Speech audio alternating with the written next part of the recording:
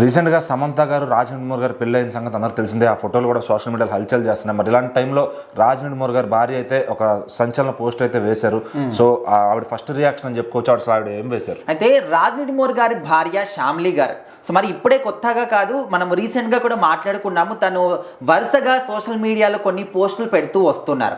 So ఆ మధ్యకాలంలో సమంత గురించే అని చెప్పేసి, అంటే నిజంగా తన గురించే అని చెప్పేసి ఎక్కడ కూడా మెన్షన్ చేయకపోయినప్పటికీ ఇండైరెక్ట్గా తన గురించే మాట్లాడింది, తన గురించే పోస్ట్ పెట్టింది అని చెప్పేసి మనకు అర్థమైపోయింది. అంటే మీ సంతోషాల కోసం ఎదుటి వాళ్ళ ఇళ్ళని కూల్చేస్తారు అని చెప్పేసి, బరితెగించిన వ్యక్తులు ఇలాంటి పనులే చేస్తారని చెప్పేసి ఈ విధంగా పోస్టులు పెడుతూ వచ్చారు.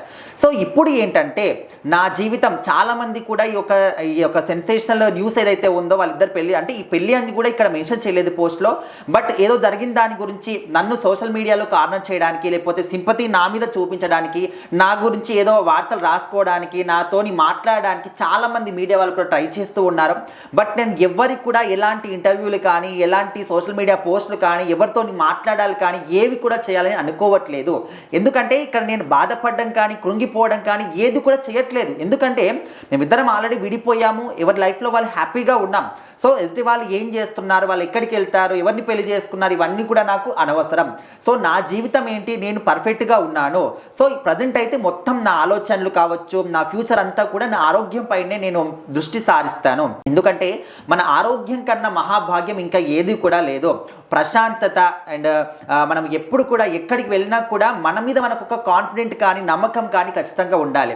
ఎక్కడికి వెళ్ళినా, ఏ ప్రదేశానికి వెళ్ళినా, మన ఫ్యామిలీతో పాటు మనకి ఇష్టమైన ప్రదేశాల్లో ఉన్నా కూడా ఎవరి గురించో ఆలోచించి, ఎవరి గురించో మాట్లాడి మన జీవితాన్ని, మన మూడ్ని ఎందుకు నాశనం చేసుకోవాలి అని చెప్పేసి శ్యామ్లీ గారు మాట్లాడడం అనేది ఖచ్చితంగా అందరూ కూడా ఇన్స్పిరేషన్గా తీసుకోవాలి. సో ఇప్పుడు ఏంటంటే ఇక్కడ సమంత, రాజనీమూర్ గారు ఇద్దరు కూడా రెండో పెళ్లి చేసుకున్నారు కాబట్టి ఇంకా తను బాధపడుతుంది, కృంగిపోయి కూర్చుంటుంది, ఒక మూలన ఇక్కడ ఇంట్లో నుంచి బయటికి రాదు, ముఖమే విధంగా చూపించుకుంటుంది.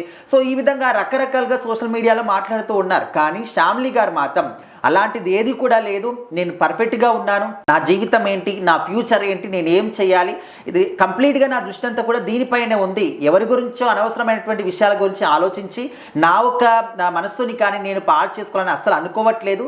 సో దయచేసి ఎవరు కూడా నా జోలికి కానీ, నా ఫ్యూచర్ జోలికి కానీ, నా ప్రైవసీ లైఫ్ గురించి కానీ ఎవరు కూడా మాట్లాడడానికి ట్రై చేయకండి అని చెప్పేసి కూడా శ్యామ్లీ గారు స్వయంగా పోస్ట్ పెట్టడం జరిగింది.